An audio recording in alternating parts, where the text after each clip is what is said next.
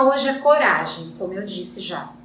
E aí eu gostaria de começar falando sobre esse salmo, que muitos de nós conhecemos, estou certa disso, né? Eu não sei se a letra tá pequena, mas dá para ler aí no fundo ou não? Eu tentei pôr as letras maiores, cadê a Lilian? Não tô enxergando a Lilian, ela tá aí? A Lilian, Licele, põe a letra maior. Tem só um slide que eu não consegui, vamos ver se a letra tá maior. Então esse salmo aqui, olha. Ainda que eu ande pelo vale da sombra da morte, não temerei mal algum, porque tu estás comigo. A tua vara e o teu cajado me consolam. Esse salmo já traz para nós uma grande e profunda reflexão. Coragem é algo que todos nós precisamos para enfrentar o mundo, para enfrentar todas as vicissitudes, todos os obstáculos e as dificuldades que nós vamos encontrar aqui na Terra enquanto encarnados. Quando encarnamos aqui na Terra, já sabemos o quão difícil será a maioria de nós. Sabemos porque temos uma jornada de aprendizado calcada pela infelicidade de jornadas anteriores, pelos desgastes, pelos desvios, pelas nossas imperfeições e falhas. Nós sabemos o quanto será difícil, o quanto teremos que lutar. E para isso é preciso coragem. Ao decidir vir para a Terra, quando temos já esse poder de decidir, traçamos um plano, um caminho a seguir, uma jornada. Sabemos que precisaremos de muita força. E nós estamos aqui. E já estamos enfrentando as dificuldades e problemas que advêm da encarnação. Ou de coisas que fizemos anteriormente, ou de coisas que estamos fazendo agora, porque continuamos no erro. Aquilo que nos domina é a sensação de que podemos falhar novamente. Não temos muita consciência disso, não temos muita certeza do porquê nos sentimos assim, mas temos em nós já a consciência de que falhamos muitas outras vezes, em muitas outras encarnações, porque assim fizemos. Mas não nos lembramos muito bem disso, só temos aquela forte intuição. Então muitos de nós se apegam à religião. Entende que há um Pai maior do que nós, um poder superior, uma força que eu desconheço. E que essa força olha por mim. Essa fé, essa crença nos ajuda. Ajuda a maioria de nós. Tristes são aqueles que não têm a fé em seus corações. Mas quando temos, seguimos mais confiantes. Hoje, então, vamos entender um pouquinho, a partir desse salmo, por que eu seguirei pela sombra da morte, pelo vale da sombra da morte, sem temer. Porque o Senhor está comigo. O que isso quer dizer exatamente? Para a gente entender coragem, nós precisamos falar um pouco do medo. E eu não podia deixar de trazer o personagem do meu desenho preferido, o medo. Eu gosto mais da tristeza, mas o medo também é um personagem muito interessante. Então, usando esse personagem aqui como exemplo, a gente vai entender um pouquinho como que ele funciona em nós. A psicologia diz que o medo é um estado afetivo suscitado pela consciência do perigo, ou que ao contrário, suscita essa consciência. Medo ao se sentir ameaçado.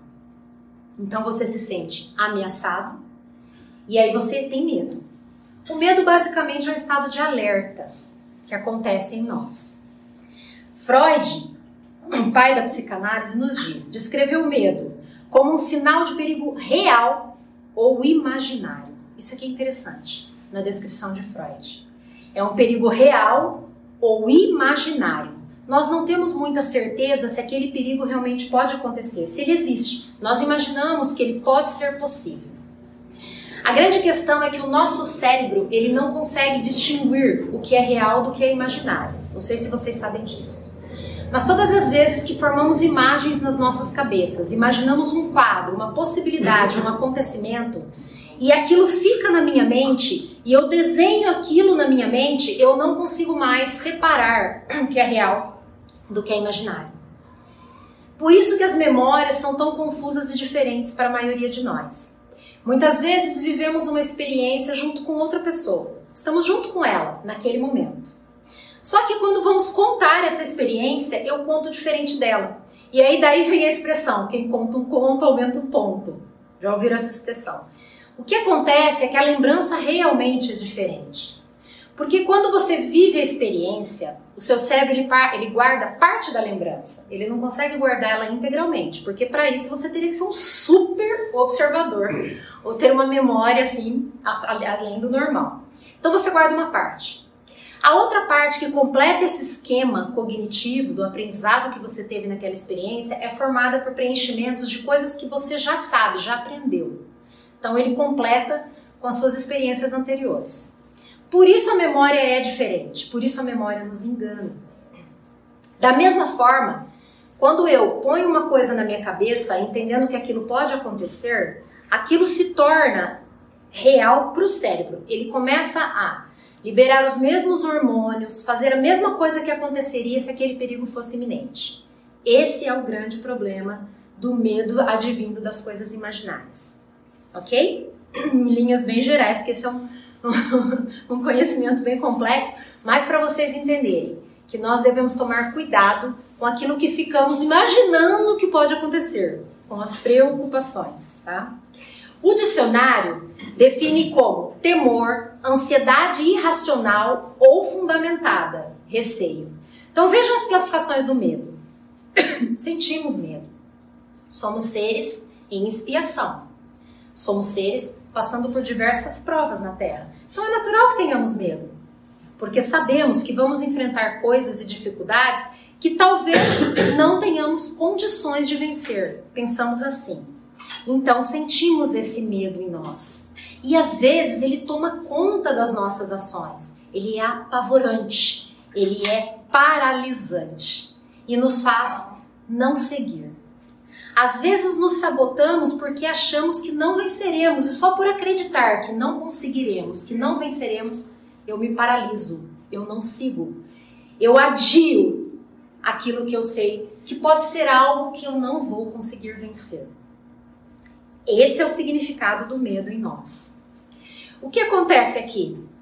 A gente tem todo aquele mecanismo cerebral que eu mostrei para vocês quando a gente falou de inteligência emocional, da amígdala, que rege a emoção, né? Que faz com que a gente sinta a emoção para depois o córtex pré-frontal que analisa, né? Que racionaliza, ver se aquela situação realmente causa medo ou não.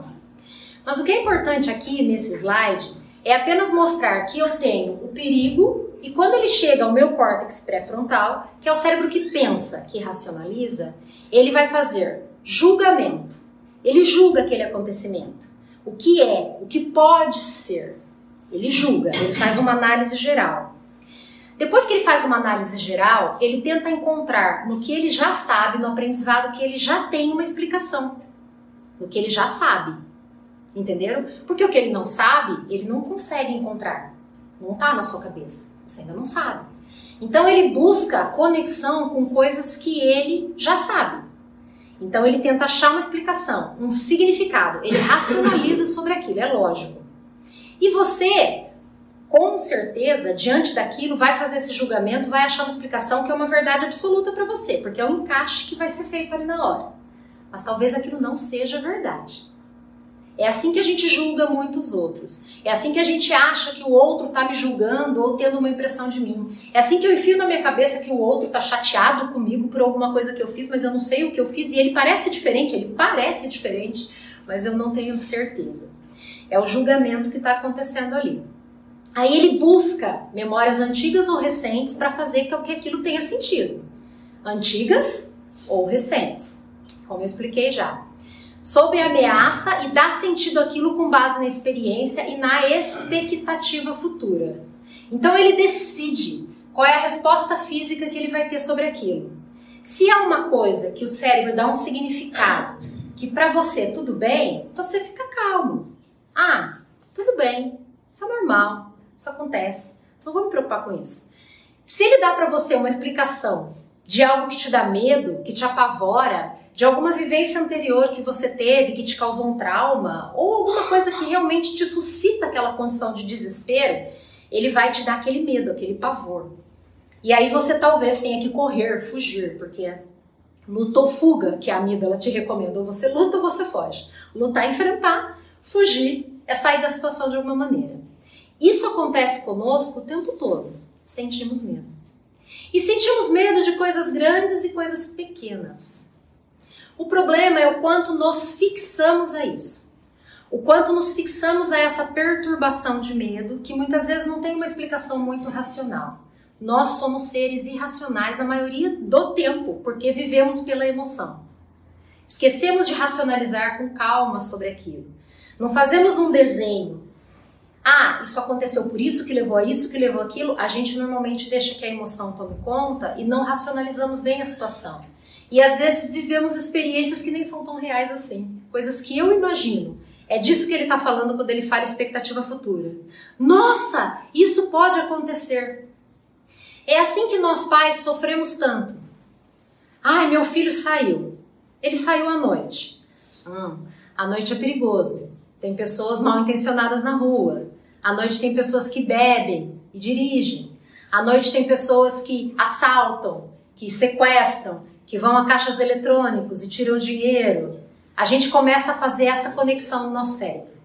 As experiências que a gente já ouviu falar ou que já viveu, não é? E a expectativa futura. Meu Deus, ele está na rua, pode acontecer isso com ele pode ser morto, ele pode ser sequestrado, ele pode ser... As mães principalmente, não é? Eu sou mãe, eu vivo isso todo momento. Mesmo sendo espírito, não, tá tudo bem, os amigos espirituais vão proteger, a gente sente isso dentro de nós. É normal, é a nossa reação emocional.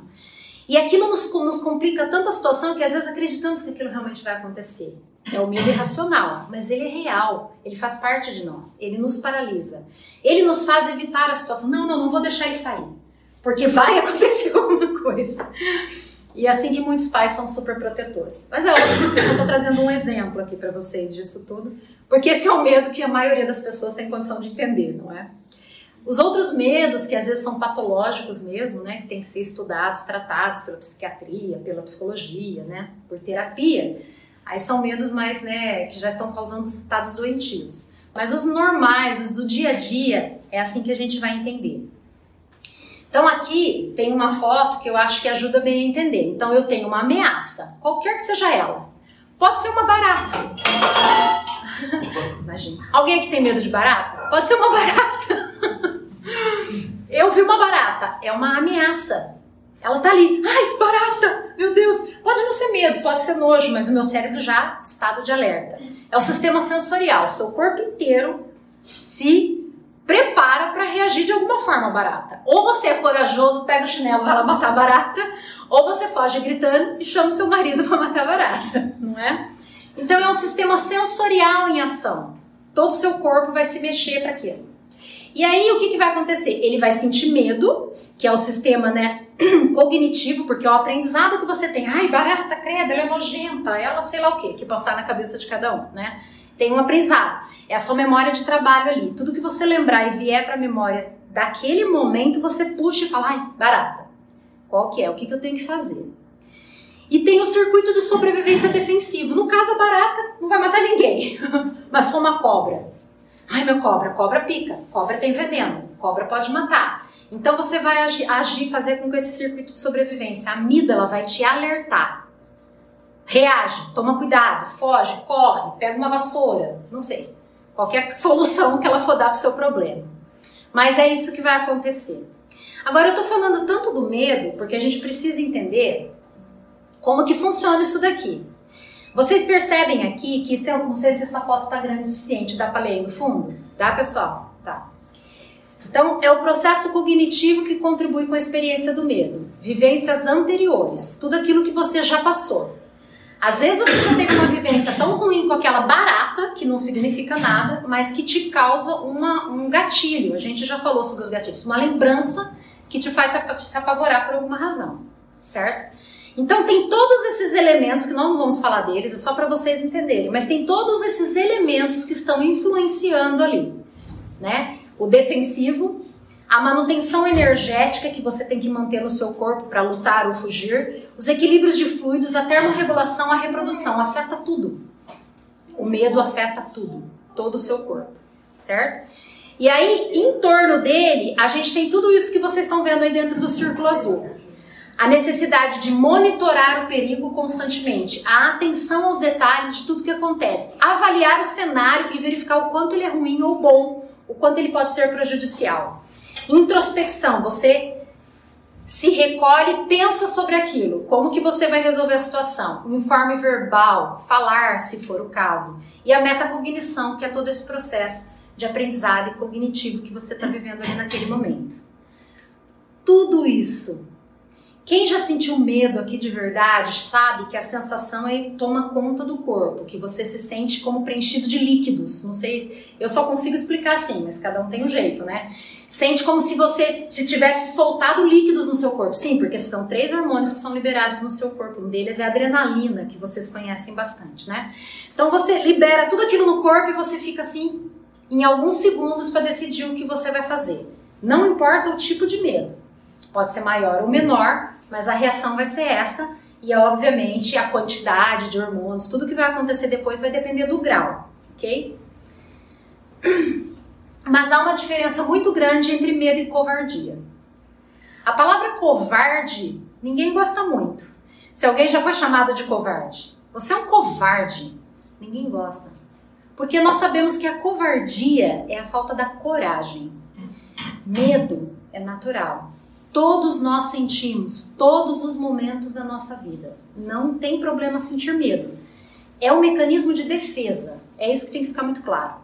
Temos esse mecanismo de defesa no nosso corpo e precisamos dele para não sermos inconsequentes, para não sermos irresponsáveis, para não tomarmos decisões que nos prejudiquem ou prejudiquem as pessoas que convivem conosco.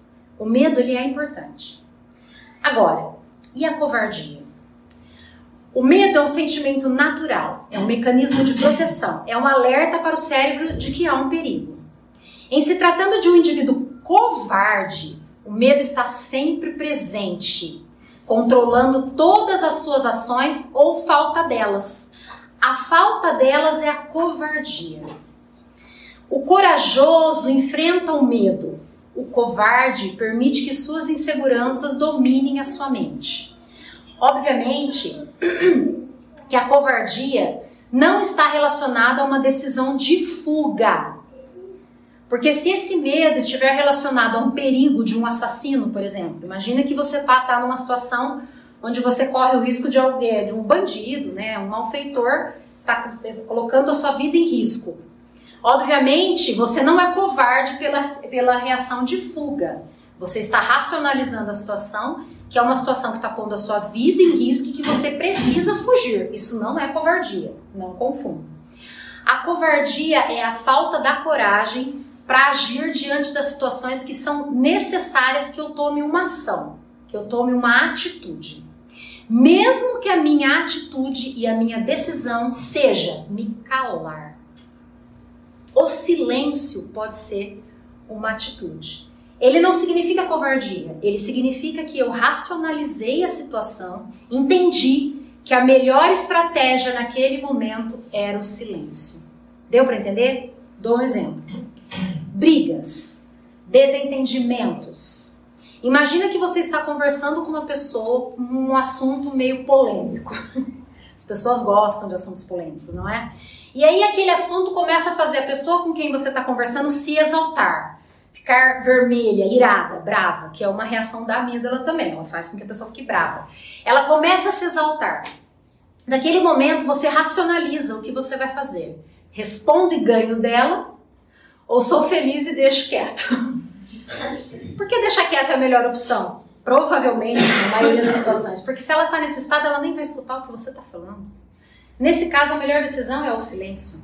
O que vai adiantar eu falar, brigar? Eu não vou estragar a minha paz interior, vou perder a minha paz? Não. Eu vou ficar calado. Ele sofre dos nervos, que pena. Vou orar por ele, talvez, mandar boas energias para ele. Não é? Isso não é covardia, é uma racionalização da situação, uma decisão inteligente. Joana de Ângeles, no livro Momentos de Coragem, que é um livro muito bom, não sei se vocês já leram esse livro.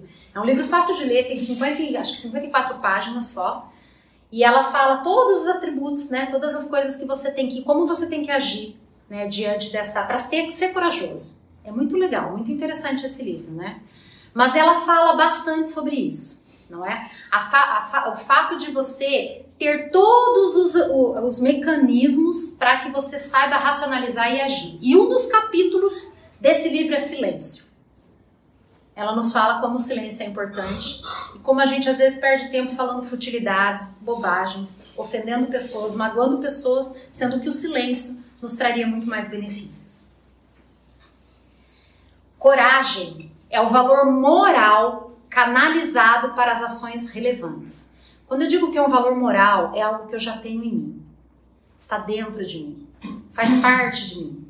Eu sou corajoso porque eu enfrento todos os medos que eu tenho. Todos os receios. A forma que eu vou enfrentar, não importa. Eu acabei de dizer para vocês que talvez o silêncio seja uma forma de enfrentar. Fugir das situações que me afligem, que me causam receio, não é bom para mim. Eu preciso enfrentá-las de alguma maneira. Racionalizando sobre elas, olhando para dentro de mim, entendendo por que eu sinto medo, por que eu sinto receio. E se esse meu medo realmente é racional? Se ele contribui com alguma coisa para mim? É isso que temos que fazer. Enfrentar o medo é isso. Diferente das pessoas que acreditam que medo e violência, coragem e violência, perdão, têm o mesmo significado. As pessoas acham que o corajoso é aquele que entra no conflito, é aquele que peita, é aquele que enfrenta, é aquele que mostra que aqui veio. Isso é o orgulho, não é coragem. Não é? Coragem é você realmente se abster de fazer aquilo que todo mundo espera de você quando você acredita no fundo da sua alma que aquilo não vai te ajudar em nada.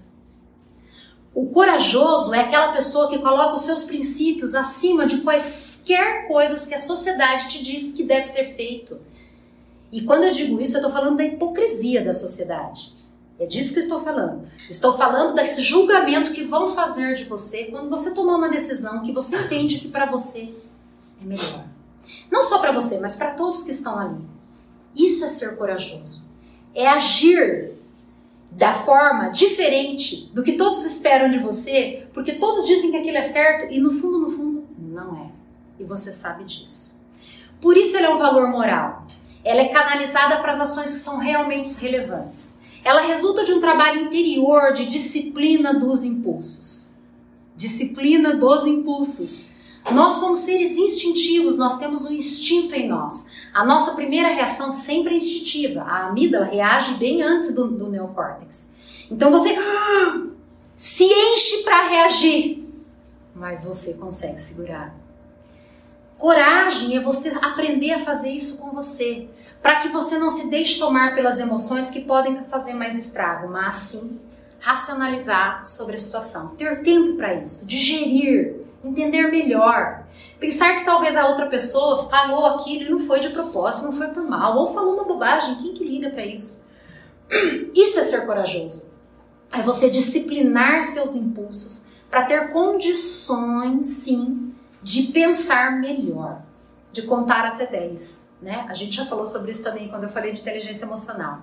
Isso vai transformar essa força em vontade. A minha vontade é que manda. Os impulsos e estímulos eu recebo o tempo todo durante a minha jornada. Eu estou o tempo todo recebendo. Mas a minha vontade é maior do que isso. Eu mobilizo a minha mente, o meu espírito para agir de acordo com aquilo que eu sei que é certo, que é melhor. Isso é ser corajoso. Sim, eu posso. Não tem explicação melhor que isso. Do que você dizer, você precisa controlar sua raiva, você precisa controlar seus impulsos, você tem que ser mais calmo. Você tem que contar até 10 e a pessoa fala, eu não consigo. Consegue. Sim, eu posso. Isso é vontade. Vontade de evoluir, vontade de aprender, vontade de se governar. Vontade é a gerência esclarecida e vigilante. Para mim é claro que eu tenho esse defeito. Eu sou muito nervoso. Eu sei disso. Então lida com isso. Enfrenta. Isso é ser corajoso. Tenha vontade dirigida para o seu propósito de evoluir, de ser perfeito como Jesus, de ser melhor hoje do que eu fui ontem. Essa é a vontade esclarecida e vigilante. Ela governa todos os setores da ação mental, porque quando eu sei o que eu quero, sim, eu posso. Eu tenho certeza absoluta. Eu sou capaz.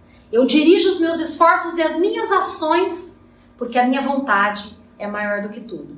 Por isso aqui a gente fala sempre, agimos nos fluidos pelo pensamento e pela vontade.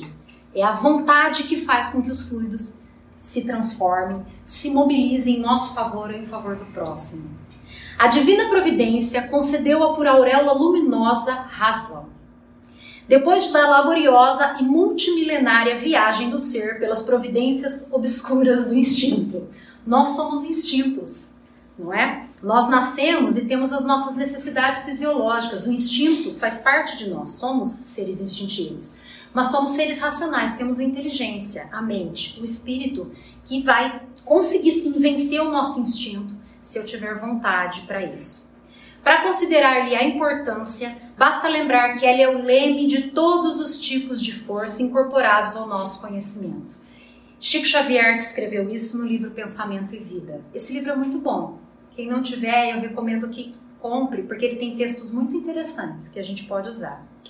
E essa mulher extraordinária, Joana de Ângeles, ela explica para nós coragem de um jeito muito interessante.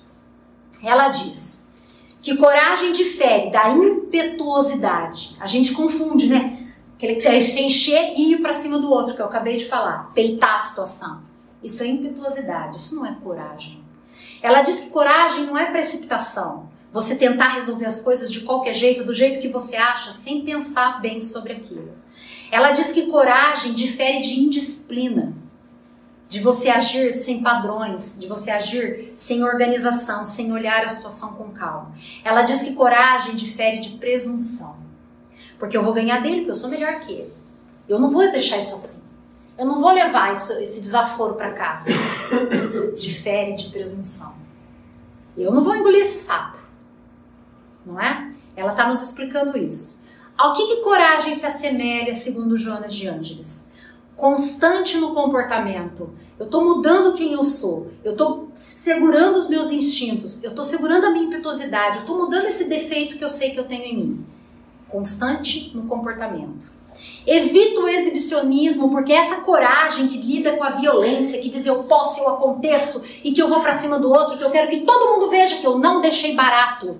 Isso não é ser corajoso. Ela nos ensina, evita exibicionismo. A coragem faz-se confiante. Eu sei o que eu estou fazendo. Eu confio em Deus. Eu confio nos meus valores morais. Eu sei o que eu estou fazendo. É um título moral de enobrecimento. A verdadeira coragem tem a ver com a coragem que Jesus nos mostrou, que Jesus nos ensinou.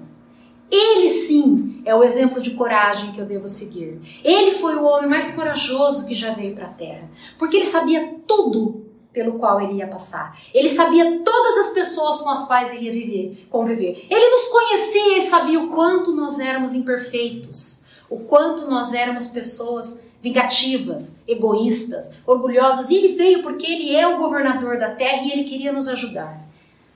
Se a gente quer ser corajoso, a gente tem que se esmerar em Jesus. E para isso eu uso o meu livre-arbítrio. Livre-arbítrio é o meu poder de tomar as decisões diante de todas as situações. É a minha capacidade de enxergar a situação, de avaliar e de decidir por mim mesmo o que eu devo fazer. Eu tenho livre-arbítrio.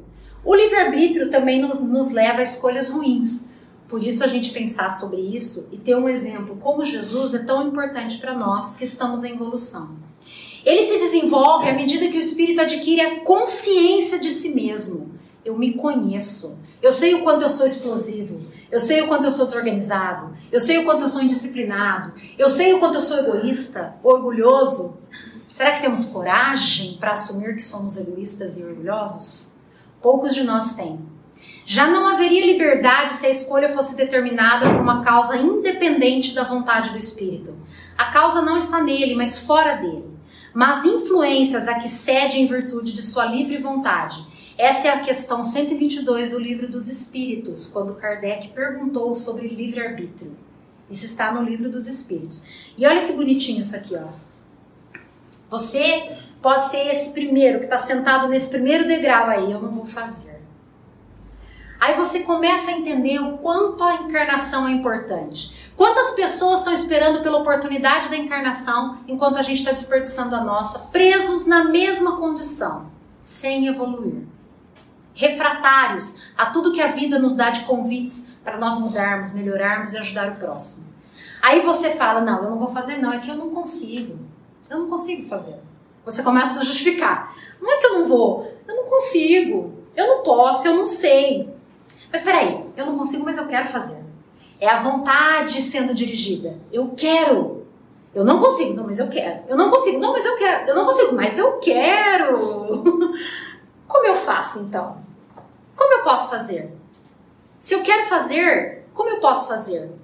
Ah, peraí, eu não tenho certeza do como eu posso fazer, mas eu vou arriscar. O máximo que pode acontecer é dar errado, eu aprender com a situação, e é para isso que eu estou encarnada na Terra. Então eu vou tentar fazer.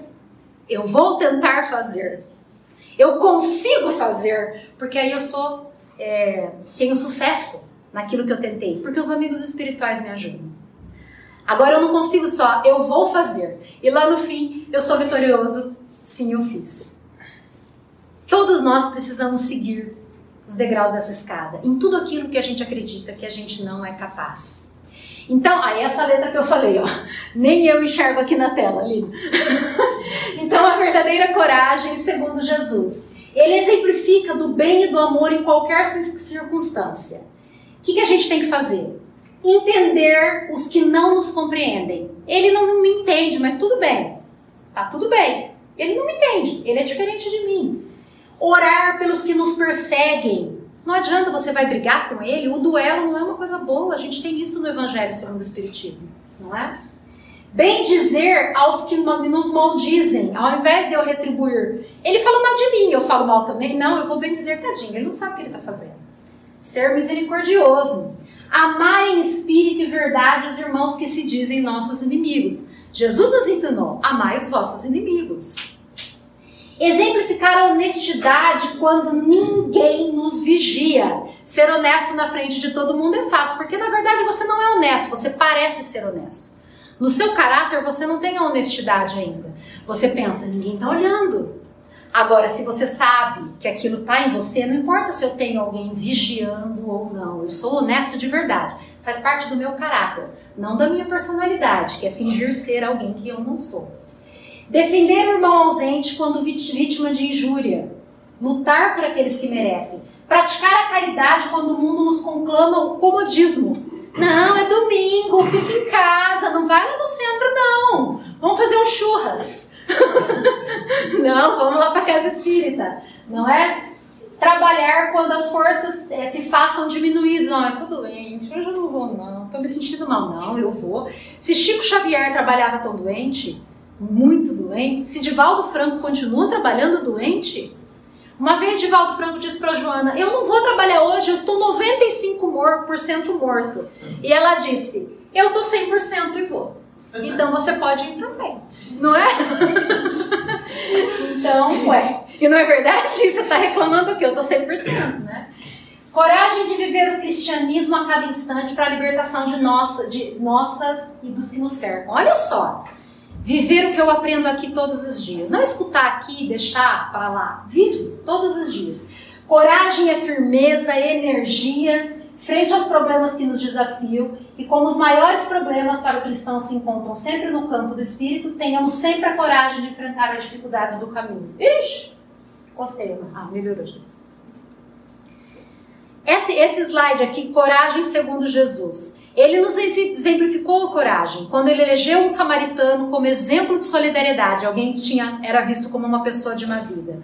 Quando ele apoiou a mulher que se tornara objeto de prazeres e era acusada, a mulher que era tida pela sociedade como uma perdida, ele apoiou.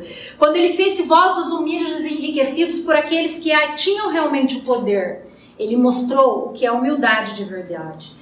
Conviveu com pessoas de uma vida, não negociou favores ou submeteu conveniências humanas. Viveu, agiu com firmeza, mantendo apenas o comportamento de fidelidade a Deus. A coragem de viver deve ser treinada continuamente, vencendo barreiras da timidez, dos receios de fracassos, dos complexos de inferioridade e das doenças imaginárias. Somos, às vezes, doentes porque imaginamos coisas que não temos, tá? E aí, Jesus trouxe, bem-aventurados os aflitos.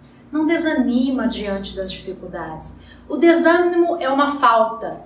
Deus vos recusa consolações quando vos falta coragem. Luta, levanta, se ergue. Lembra que o fardo é proporcional às forças. Jesus não dá a nenhum de nós um fardo que não sejamos capazes de suportar, de carregar, de vencer. Para de se sentir coitadinho. Coragem. Deixa a covardia de lado, porque se você tem essa dificuldade na sua vida, ou você tem condição de vencer, e na maior parte das vezes você pediu por ela.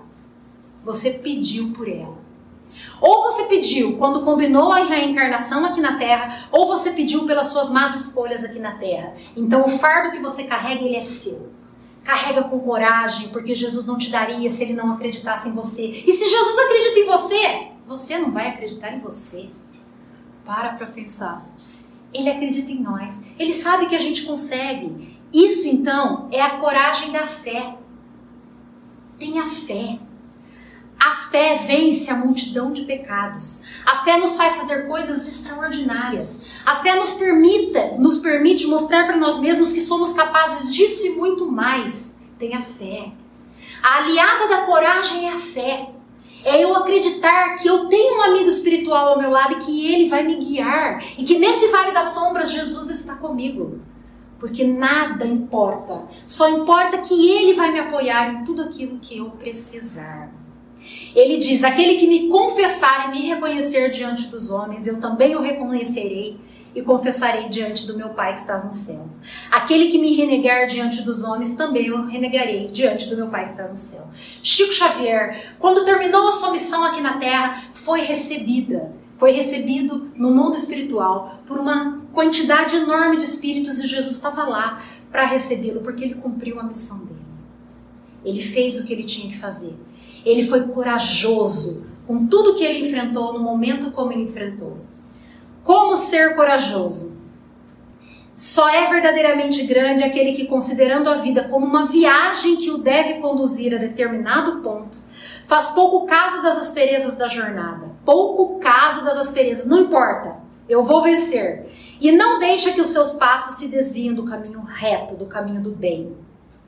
Com o olhar constantemente dirigido para o termo a alcançar, pouco lhe importa que as urzes e os espinhos ameacem produzir-lhe arranhaduras.